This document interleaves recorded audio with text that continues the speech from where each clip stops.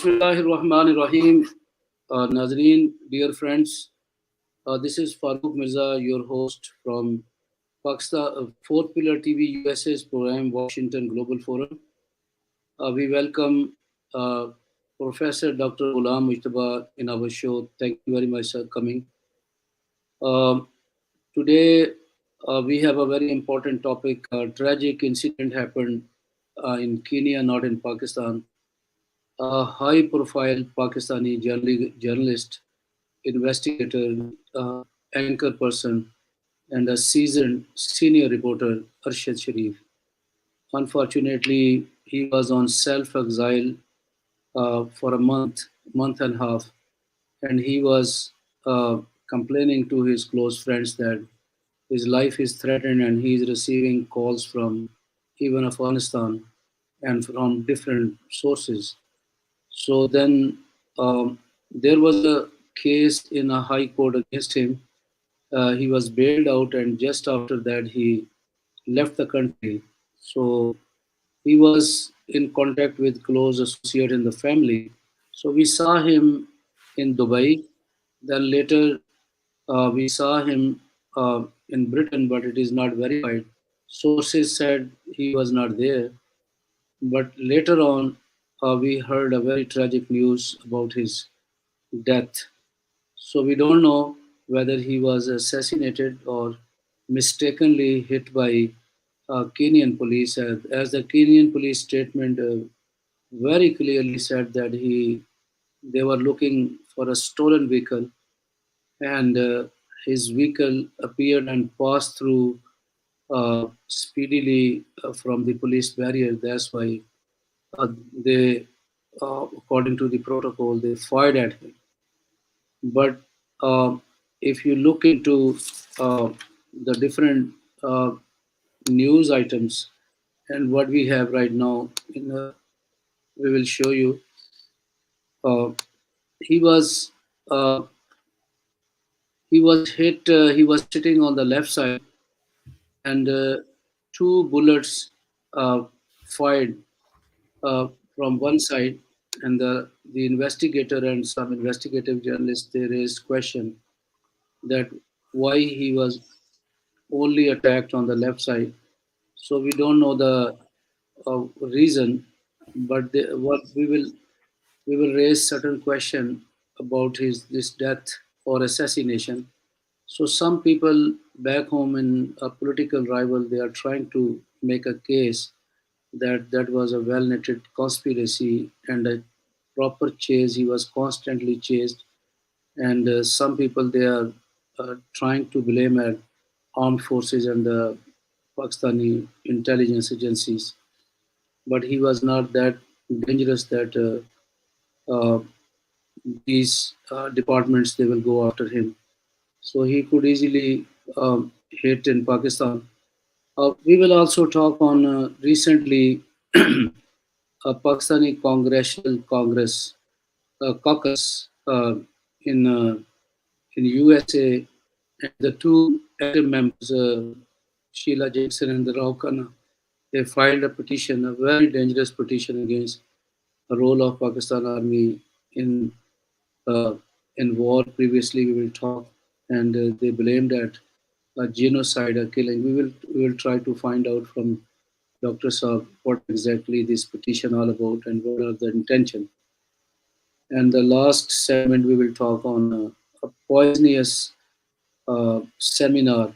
Uh, One of the social activists and the attorney Asma Jahangir, every year her daughter she is trying to take revenge, and she present a very poisonous uh, uh, these environment, and they invites a different anti-Pakistan army some individuals, and they loudly they attack on departments and Pakistan army.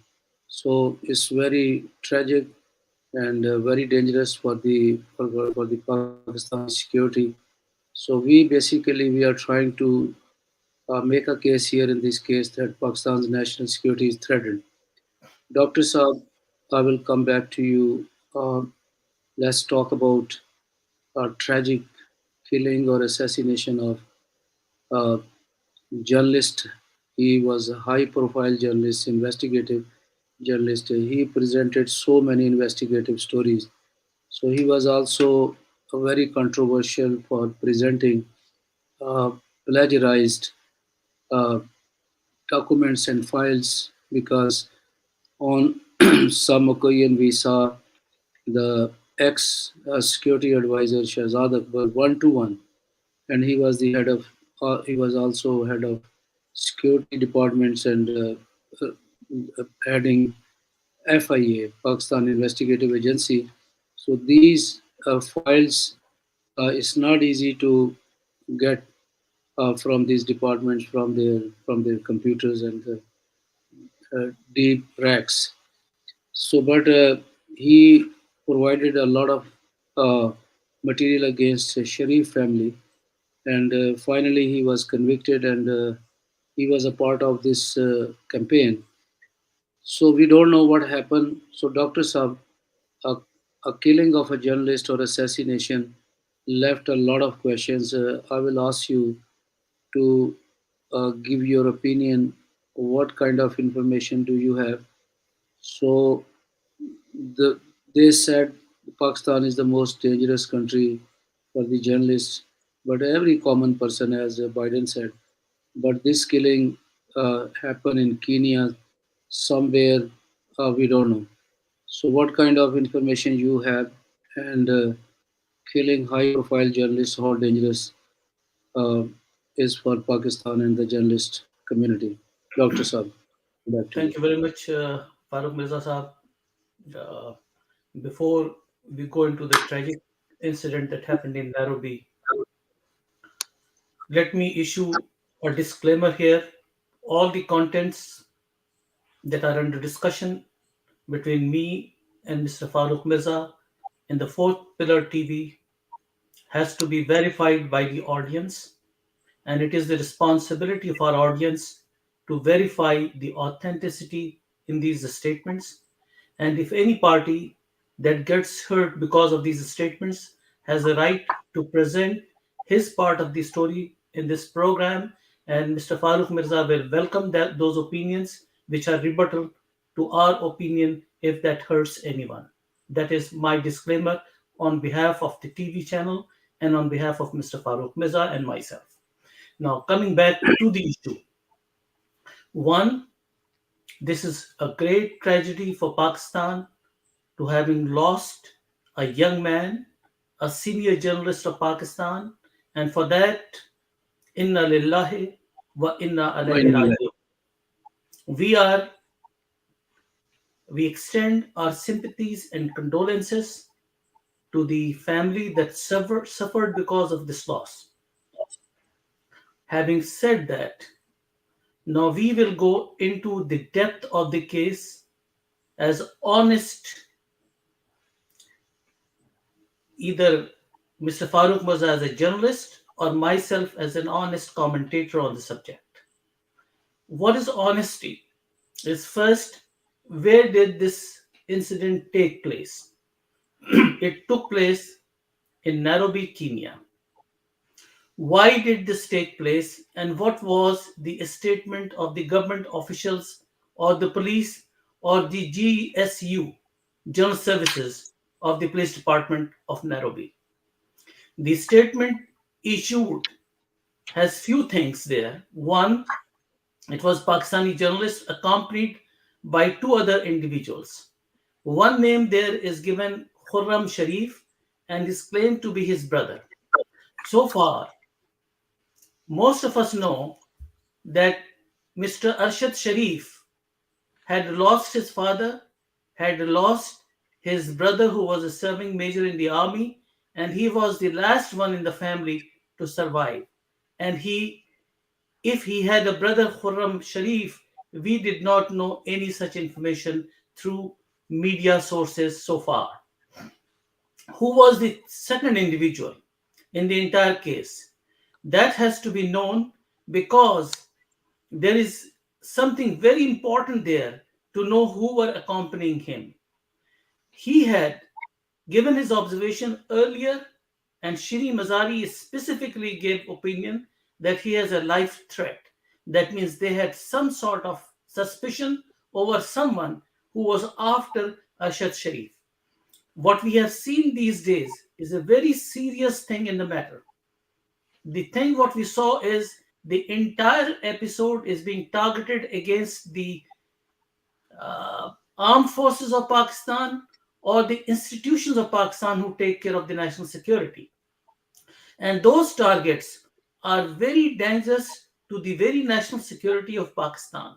If fingers are put towards the national security, that they are involved in killing Pakistani citizens, then this is not going to keep Pakistan intact. This is a great threat and breach of national security of Pakistan, and I think this has to be taken very seriously. In the statements, I have read that even the statement of the deceased, somewhere in the lines, it says that Yisari Dahshat Gardi means the entire anti-state activity is being done by Vardi. ये सारी दहशत गर्दी के पीछे वर्दी है. The all subversive activities are behind the uniform. This is a very serious charge, and we have to discuss this as to how to address this thing when this is being promoted in Pakistani public opinion. Now, first thing, let's come step by step, Mr. Farooq Mirza. First, what was the job of Mr. Ashad Sharif in Kenya? What we have heard through newspapers, through commentary in the TV media, electronic media, and social media is that he had gone to Dubai. He had to leave Dubai for whatever pressures were there by the government, non-officials, or Pakistani, what they claim the intelligence agencies worked out something to throw him out of Dubai through pressure on the Dubai government. If that is true, then he had to leave Dubai and he had to go to a place which was visa free for Pakistani nationals. If that is true, then he had the choice of going to Sri Lanka, where people look like us, where culture is very close to Pakistan. He could have gone visa free to Nepal, where people look like us. The culture is very close to Pakistan. He could have gone to Maldives, visa free. He could have gone to Qatar, visa on arrival. Why did he prefer Kenya out of all those choices to go there when we all know life is threatening and is threatened in a place which is Kenya, where the culture is not same, people look different, and you could be identified very clearly in that society? Why did he choose this? Then the next question is, Kenya is a place which is known, is alleged to have been known as one of the places where money laundering is done. Kenya is a place which has had been a place of business for ARY in gold trading. Kenya has an ARY interest there. Now we want to know what interest attracted him to go to Kenya. What was common grounds for him to go to Dr. Kenya? Sir, Dr. Sir, we also learned that he was trying to sign a contract with a foreign TV network to display uh, anti-establishment and Sharif families' old cases, pending files. So they were trying to make a drama or TV show or film. That's why he was. There were certain hurdles on his way, and he was about to sign this contract. That's why he was in Kenya traveling with this very purpose. We are not sure. So this The information thing came is, through. why did he choose Kenya to sign a contract? He could have signed the contract in Sri Lanka.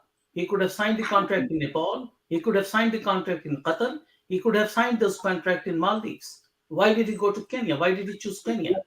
Now Dr. what Saab, we know, now we'll also know that Kenya is a hub of Indian intelligence agencies. Now, Sahab, it's a very tragic right now environment.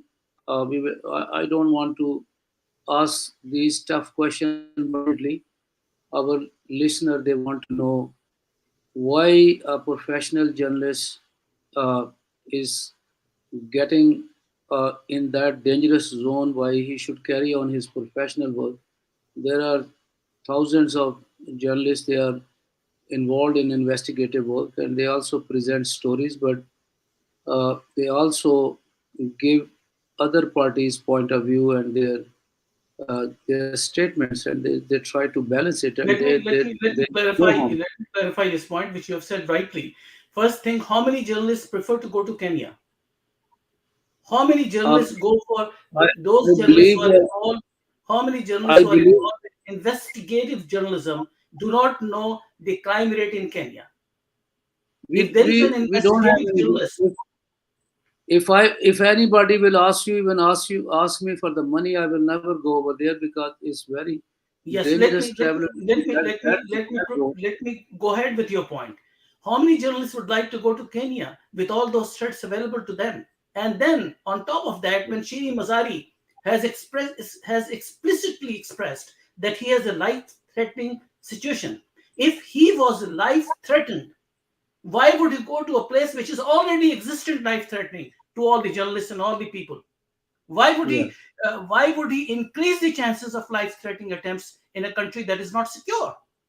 We want to know that he knew that he is not secure, and he is going to a place which is totally insecure, and without any job to do in that place, just to sign a contract or do some sort of deal there, it does not make a sense unless there is some affinity, unless there is something that has got to do with either ARY or with money laundering status. I don't want to say that word, but we want to know that in investigative journalism what really has That's happened.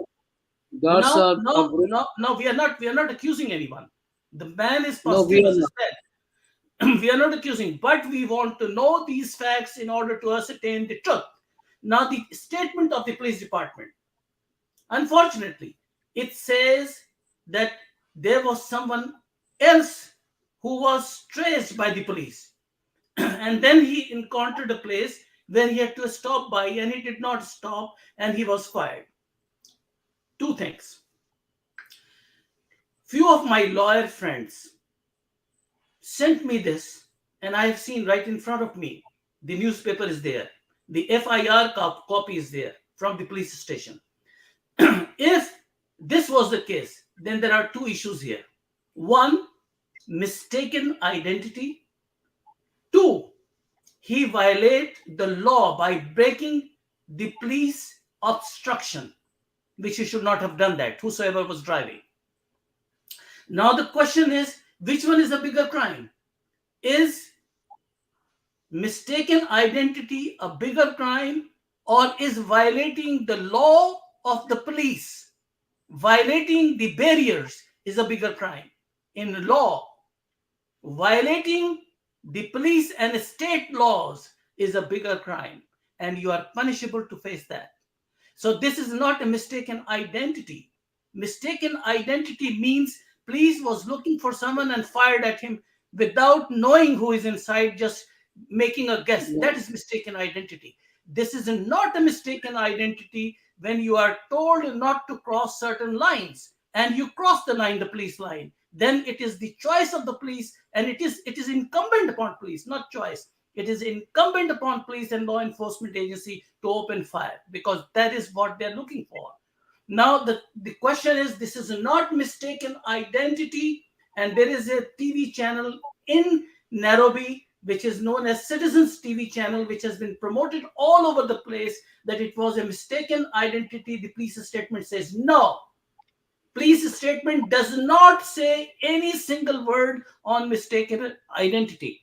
The And he was he was police responded to the violation of law. Now let me come to you to the third point.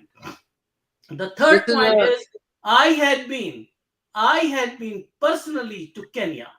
I had been to Nairobi, and I drove car 1200 miles from Dar es Salaam to Nairobi from the jungles, and I know the train myself.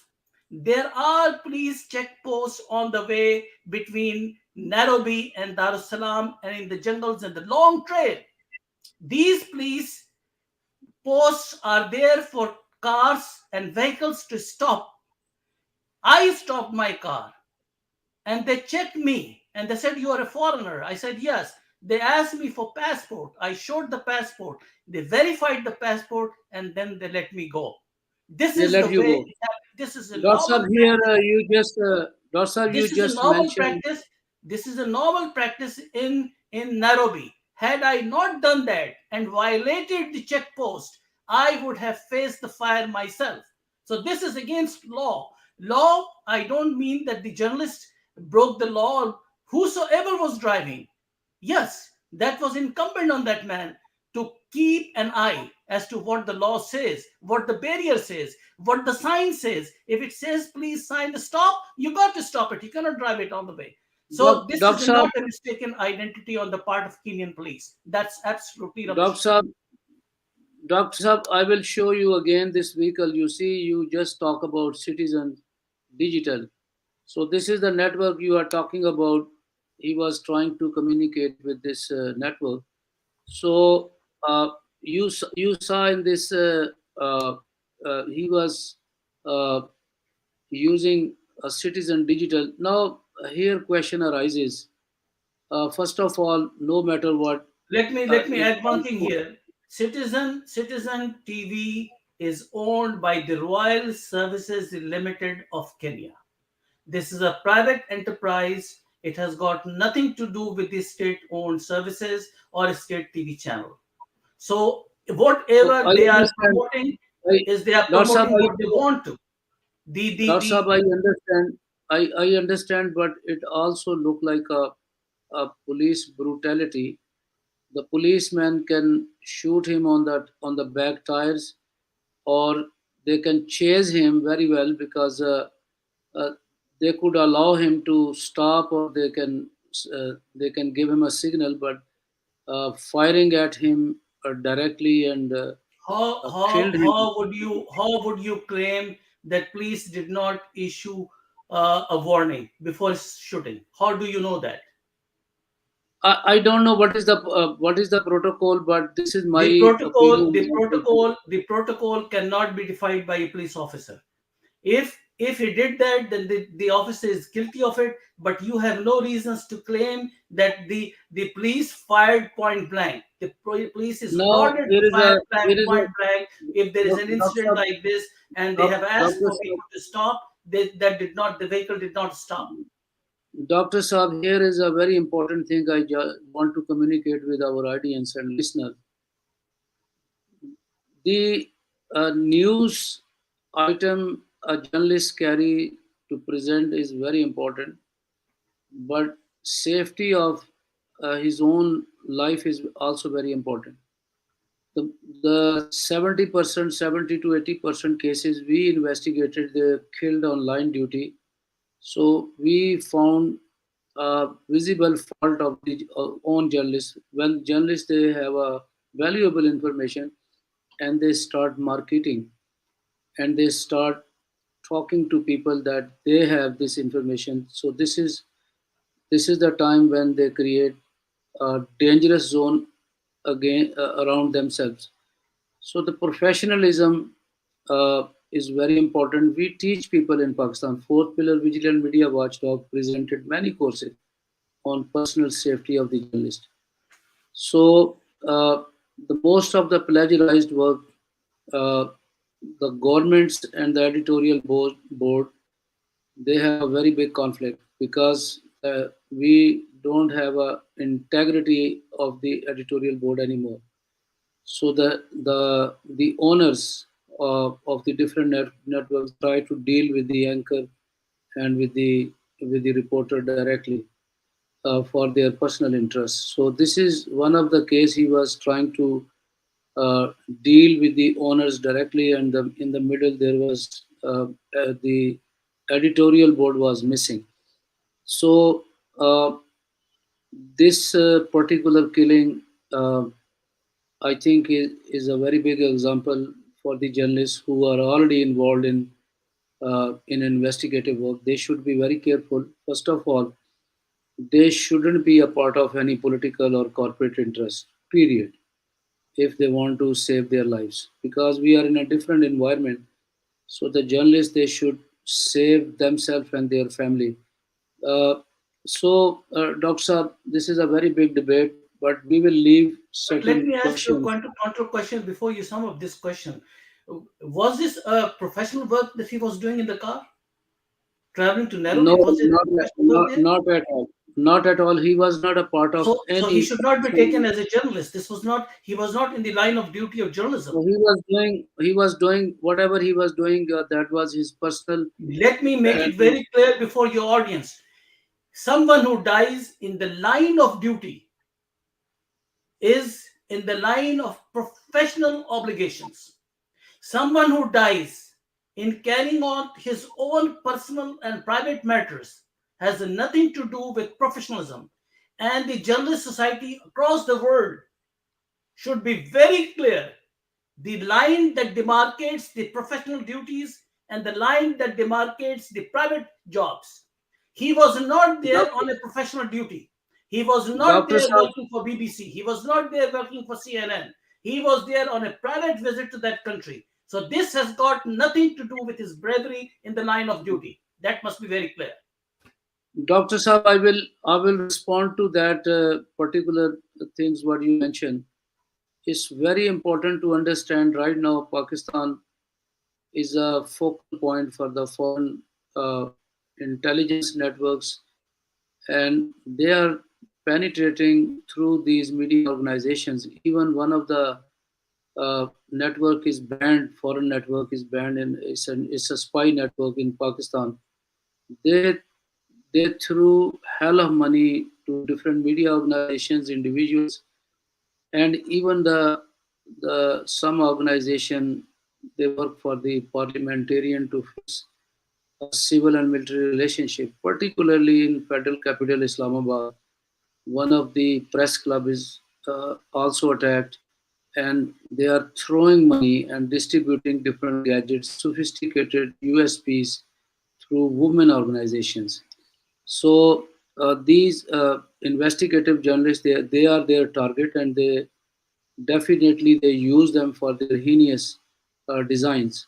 So I believe that I'm not sure. I don't want to go for, but we will leave two three questions. Number one, uh, why? What was his job in Kenya? What kind of agreement he was trying to sign, and what kind of information he was carrying? I give you the If answer. I give you the if answer. I let me give the ask you, answer to your audience. The let me only ask you, the best gadget and the tool to yeah, identify why he was in Kenya. Was he yeah. doing? Was he in the line of duty? Was he signing a contract? Was he doing a service to the national integrity of Pakistan, or build the image of Pakistan, or doing a No service to the worries. national cause of Pakistan? I'm also, I'm, This can be answered on the cellular telephone that he was having it. Let that telephone be received by Pakistan, summoned by the Pakistan government, and get the data information as to whom he called. definitely, definitely as hike, the intensity of the hike in Pakistan, and the people they are talking about uh, going through a court supervision, and they demand a high level investigations. Definitely they will, if this phone is available, or maybe not. But I'm worried about the information he has in his files, or in a USB, or in his phone. What kind of information he has is about the particular political party, or some intelligence network, or some armed Who was forces. he in Or, contact? What was his contact yeah, group? we don't know. But down the road, we will have a very surprise. But right now, I will end this conversation because our heart is bleeding, bemoaning really. I'm We personally have very hurt. sympathies for his I'm family and really, for the I will, Dr. Saab from this network offer condolences. yes. Our prayer to the family, and Yes. we also pray for his especially mother, very kind-hearted, very bold woman. She met with Imran Khan, and she was determined to sacrifice the rest of his even nephew. They are very close to Imran Khan. Imran Khan visited them, and we saw very grief environment over there when Imran Khan appeared. Definitely, we will pray for their for forgiveness. Having So said that, anything, we would like Imran Khan also to visit that fellow in Karachi. What's his yes, name? What's his name? The one who took the drugs and died of that. Uh, yeah. Right the member now, National Assembly, Dr. Saab, and let's also move. Kandil Baloch home also. He should go and visit them Yeah, also. yeah. We have Dr. Saab, sympathies for all of them. yes. Dr. Saab, let's move to our next segment. Pakistan's national security is threatened. Uh, my what I trying to say, a particular petition against Pakistan armed forces is filed recently, and we learned that uh, Pakistan Congressional Caucus and most of the members of the Pakistan Congressional Caucus, they also are part of Indian Caucus, are formed by Brad Sherman. So recently, last time we learned that the Indian American congressman from LA, Rao Khanna, we saw him in a private apartment with his family and other friends. In a private apartment, I will repeat that could be a safe house, and all the contents of the uh, this and the Sheila Jackson was there as well. And we also saw the ex Pakistani diplomat ambassador who was a part of a regime change conspiracy, Dr. Asad Muji.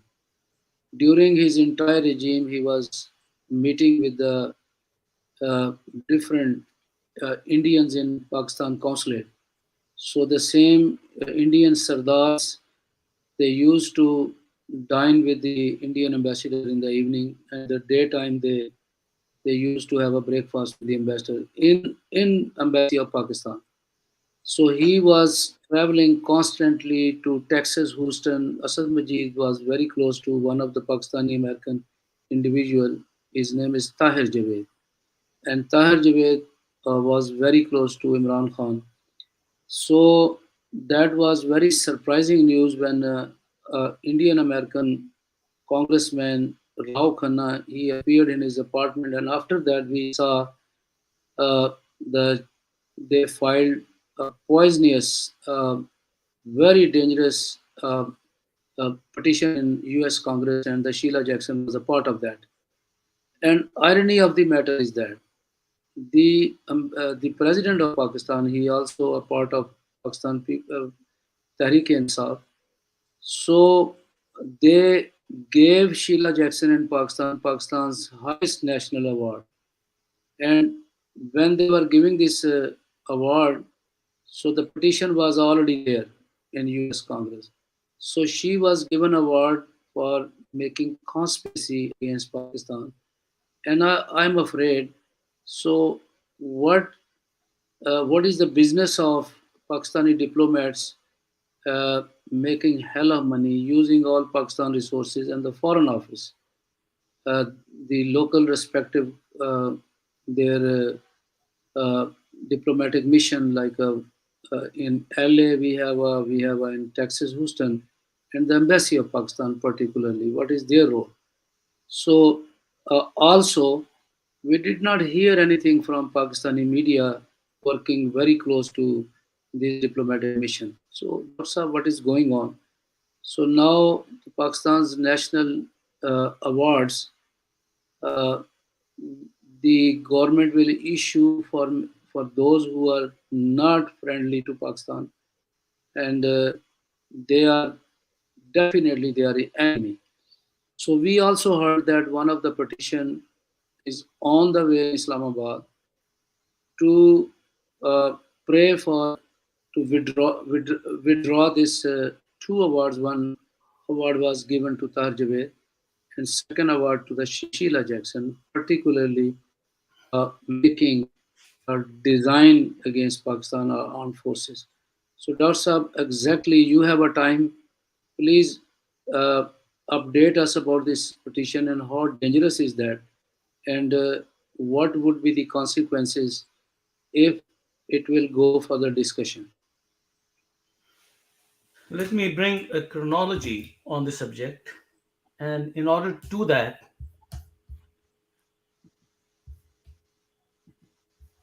I read a text that is March 23, 2022. On Tuesday, Sheila Jackson Lee of Texas. She's in the Congress, and this is her statement, published by the Congressional Record, Volume 167, number 54, on 23rd March 2021. Madam Speaker, I rise in sad remembrance of the 50th anniversary of the Bengali Hindu genocide and celebrate and honor the lives of more than 2 million Bengali Hindu persons who were systematically killed by the Pakistan army when it launched an offensive into East Pakistan, present day Bangladesh, thus beginning the 10-month reign of terror known as Operation Searchlight. And then it goes on to the next 3-4 paragraphs.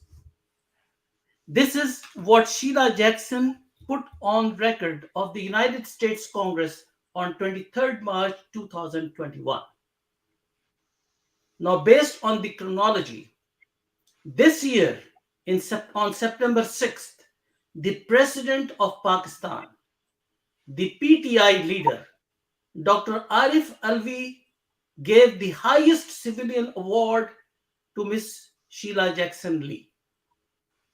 Is this in celebration to the record that Sheila Jackson put before the US Congress, damaging the integrity, prestige, and honor of the Army of Pakistan or the Armed Forces of Pakistan, with the facts that it was President Nixon and Henry Kissinger who supported the Pakistan Army in the 1971 war, and that was legitimate. And the US 7th Fleet had moved to the Bay of Bengal in support of the Pakistan Armed Forces. If this was a genocide, if this was a war crime on the part of Pakistan Armed Forces, why did Nixon administration support Pakistan? Why did US policy support Pakistan?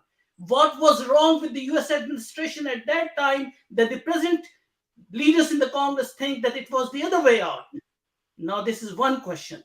Question number two, and that is a question targeted against Raw Khanna. Let me explain something about him. Raw Khanna is behaving like an Indian, not like an American in the US Congress. He is promoting the cause of Hindutva, which he was blamed and accused by the Hindutva that he is not doing extremist activities of Hindutva and promoting in the US. And he tried to pacify for his elections that is to be held on the 8th of November. And this is what he's doing. He is putting a legislation before the United States Congress.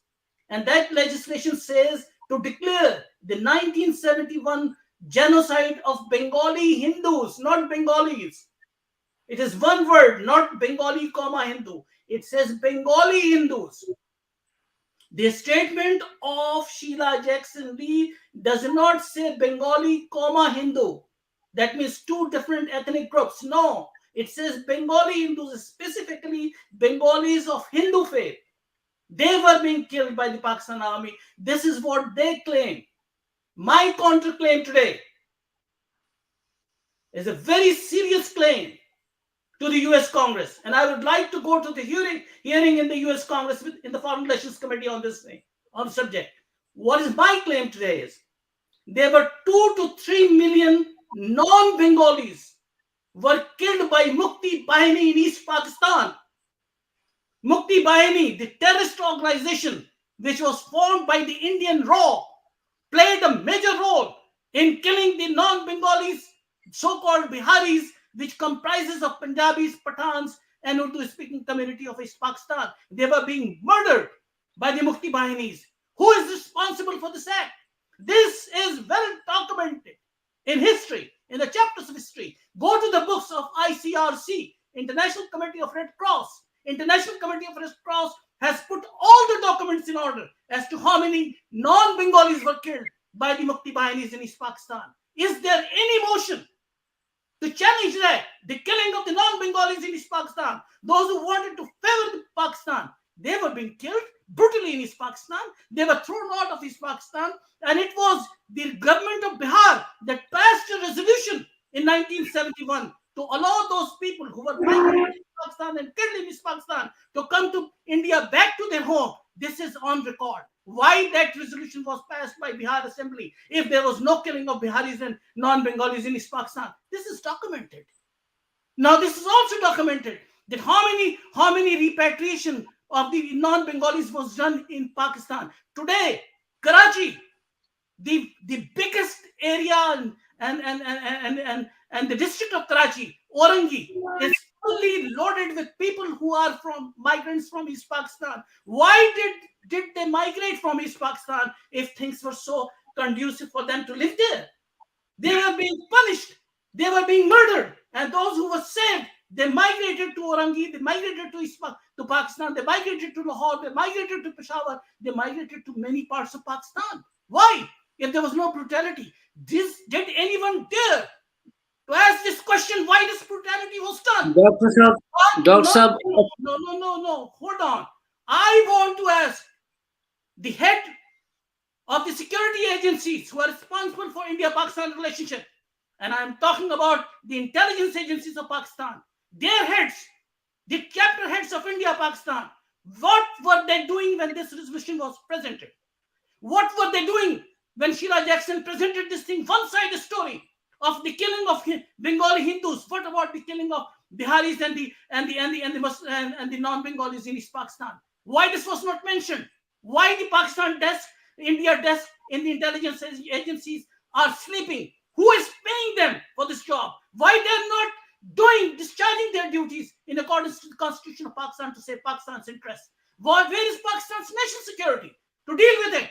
And I want to ask on behalf of those people living in Orangi, living in Karachi, on their behalf, why did this happen in the resolution and legislation in the United States? Where are those people who had to discharge their duties? I want to question that they should be court-martialed and not performing discharging their Dr. duties. Saab, Dr. Saab, the simple answer of your this is a very strong question, very It's a very loud strong and clear. allegation. Yeah, they were they were signing a clearing certificate for Sheila Jackson to give her award And for and creating one more thing, constitution. Assad Khan was ambassador here. What did he do for Ambassador. Pakistan? Just creating a cipher story, a false story, feeding a false story to Imran Khan and let Imran Khan go like that. Why Assad Khan did not counter these charges when he was ambassador in 2021? Why He was Pakistan's military attaché was silent on this topic? This is a matter of he pain made for a me. For Assad I have been myself a contestant in the National Assembly of Pakistan from Orangi, and I understand that this is very painful for her. It Dr. hurts Saab, her. We Dr. have Saab, lost people in East Pakistan. Dr. Saab, he provided a irreparable loss to Pakistan and the U.S. relationship, and he was a part of conspiracy Still he's of there, regime, and and he was no actions he have been taken so far.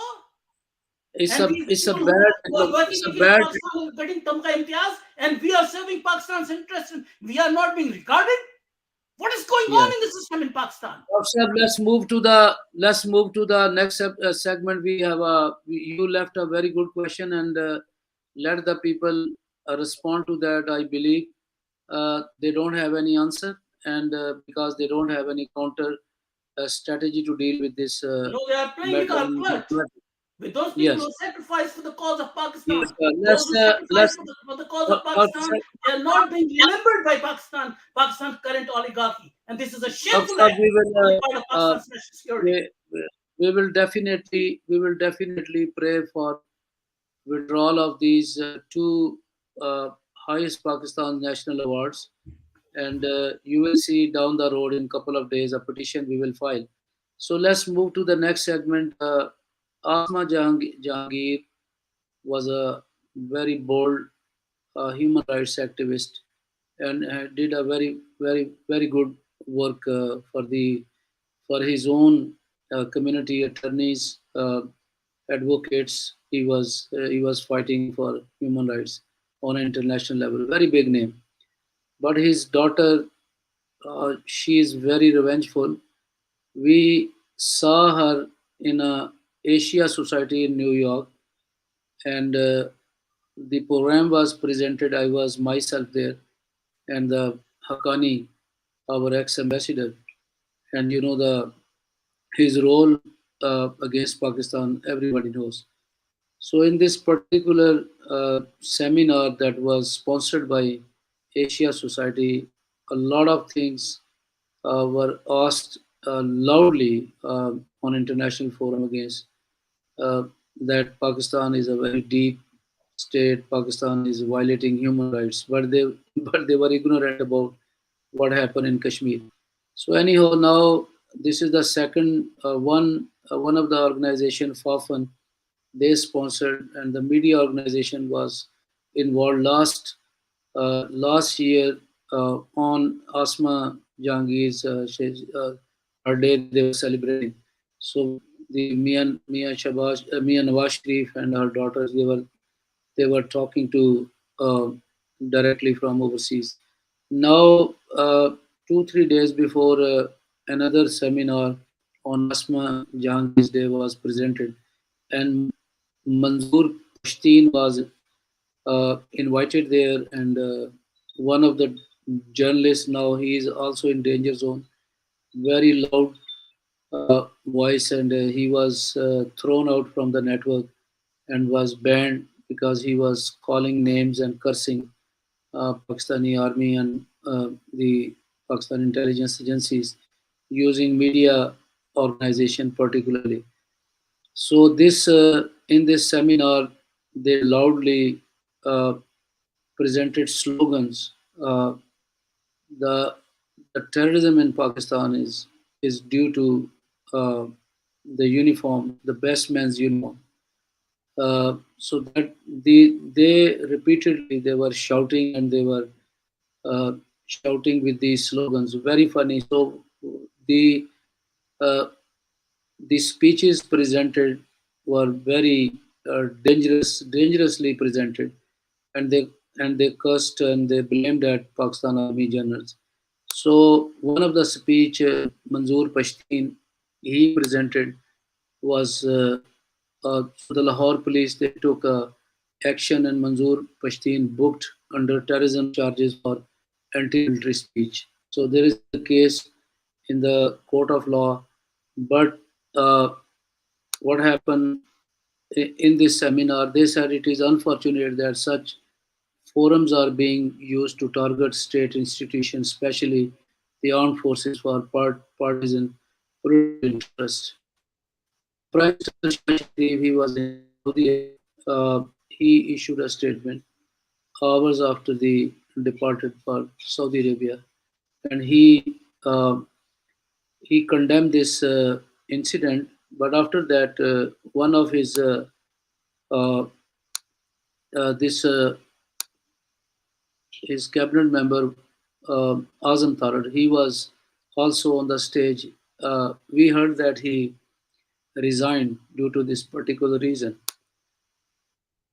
So last time when Mariam, our defense minister, he was in the press conference. I asked him a very loud question that when people they campaign against Pakistan army, so this is the duty of the current government to take action against them.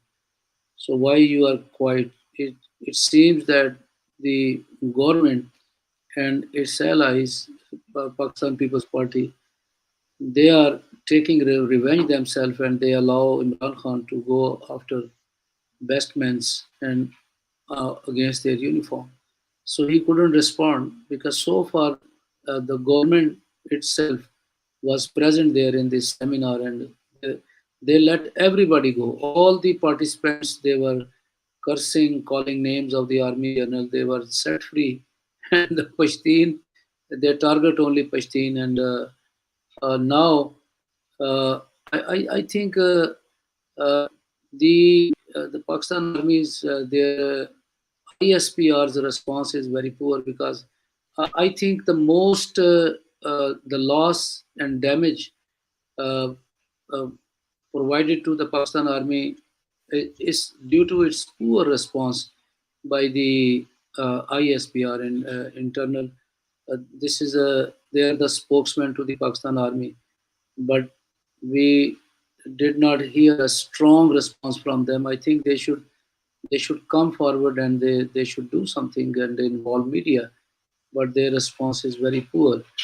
I don't know what is the reason, or maybe this is a part of the strategy. We don't know, but we feel like that they should come up, they should uh, answer, or they should respond to all these evil voices. So, Dr. Saab, what's going on? This is very dangerous. So, it seems like my question is that very loud. My question is that now uh, the Pakistan army was fighting against terrorism on borders, and India and Pakistan on Kashmir issue, but nothing going on over there. They are very quiet. The cannons, they are, I think, capped out. But now one of the particular political party, PTI, and Pakistan army, they are face to face, and they are fighting inside in Pakistan. I don't know what will happen. How you define this one? How dangerous is that? That within the country, one political party come in that way, and with the hate and with the uh, I don't know how you will respond, Dr. Sir. Okay, now you have to listen to this very carefully, and I go step by step. First, listen to this. So we're doing exactly the same thing again in Balochistan. They're bombing people. How can you bomb people? Is this an army you're bombing? The people. This is Imran Khan. Before coming to power, he ridiculed Pakistan army. He claimed Pakistan army is involved in the genocide in East Pakistan. Exactly the legislation put forward by Raw Khanna. The same words. He said genocide, Pakistan army is doing genocide in Balochistan. This is what he said.